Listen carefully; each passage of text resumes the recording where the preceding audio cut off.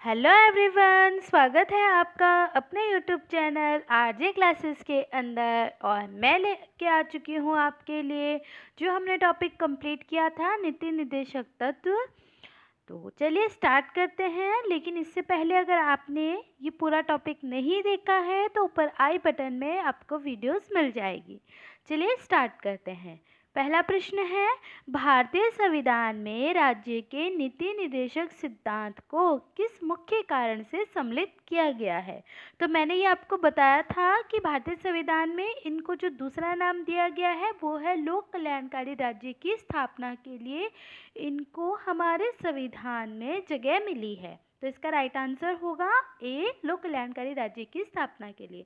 देखिए option B भी देखिए आप, धर्मनिरपेक्ष राज्य की स्थापना के लिए, सरकार के स्वेच्छा आचरण को रोकने के लिए, सरकार के विकास में आवश्यक अवसर प्रदान करने के लिए, लेकिन मेन जो चीज़ है वो है कल्याणकारी राज्य की स्थापना के लिए। चलिए नेक्स्ट क्वेश्चन है, मूलभूत संविधान में कौन से भाग में लोक राज्य कल्याण की संकल्पना सम्मिलित की गई है। देखिए लोक राज्य कल्याण की संकल्पना का सीधा सा तात्पर्य है राज्य के नीति निर्देशक तत्व।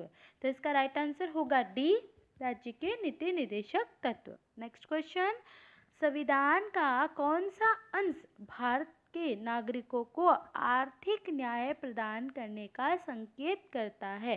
तो ये करता है राज्य के नीति निर्देशक तत्व। मैंने आपको बताया भी था कि ये सीधा राज्य से संबंधित है जो कि राज्य के नागरिकों को आर्थिक न्याय प्रदान करता है। नेक्स्ट क्वेश्चन है, निम्नलिखित में से कौन सा राज्य नीति का नीति निर्देशक सिद्धांत नहीं है। तो देखिए अंतर्राष्ट्रीय शांति को प्रोत्साहन, ये हमने 51 में पढ़ा था, यानी 51 में पढ़ा था। बच्चों को निःशुल्क शिक्षा अनिवार्य, गोवध निषेध, निजी संपत्ति की समाप्ति, ये इसमें नहीं था। ऐसा कोई सिद्धांत हमने नहीं पढ़ा था। तो इसका राइट आंसर होगा डी। नेक्स्ट है, राज्य के नीति निर्देशक तत्व नहीं है। तो देखिए पोषाहार के स्तर को ऊपर उठाना, ये मैंने आपको बताया था। कमजोर श्रेणियों को आर्थिक सहायता देना, कार्यपालिका से न्यायपालिका को पृथक रखना, ये सभी अनुच्छेदों में आता है 36 से 51 के बीच में। लेकिन वैज्ञानिक अनुभाव के विकास का कोई भी अनुच्छेद नहीं पढ़ा है हमने, तो ये नीति निर्देशक के तत्वों में सम्मिलित नहीं है। तो इसका राइट आंसर ए होगा। नेक्स्ट है, राज्य के नीति निर्देशक तत्व में क्या शामिल है जो कि मूल अधिकारों में नहीं है। देखिए राज्य के जो नीति निर्देशक तत्व है उसमें मैंने आपको इंडेक्ट करके बताया था बहुत अच्छे से कि कुटीर उद्योगों को प्रोत्साहन देने का कार्य नीति निर्देशक तत्वों में शामिल किया गया है। तो इसका राइट आंसर होगा डी। नेक्स्ट है, किसी नीति निर्देशक सिद्धांत को प्राय समाजवादी माना जाता है क्योंकि ये ग्राम पंचायतों की स्थापना करते हैं अनुच्छेद 41 के अंदर। तो आप ध्यान रखिएगा, इसका राइट आंसर होगा ए।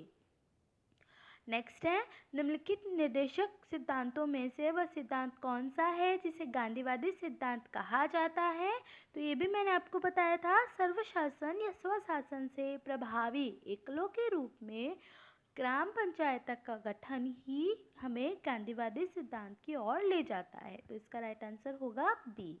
नेक्स्ट है, नीति निर्देशक तत्व का महत्व किसके लिए है। तो ये है राज्य के लिए है। ध्यान रखिएगा आप, राज्य अपने आप में अच्छे कार्य करे इसके लिए उन्हें दिशा निर्देश दिए गए हैं।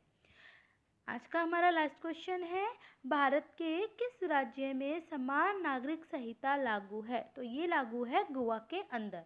तो आई होप आपको ये क्वेश्चंस बहुत अच्छे लगे होंगे और आपने बहुत अच्छे इनको समझा भी होगा।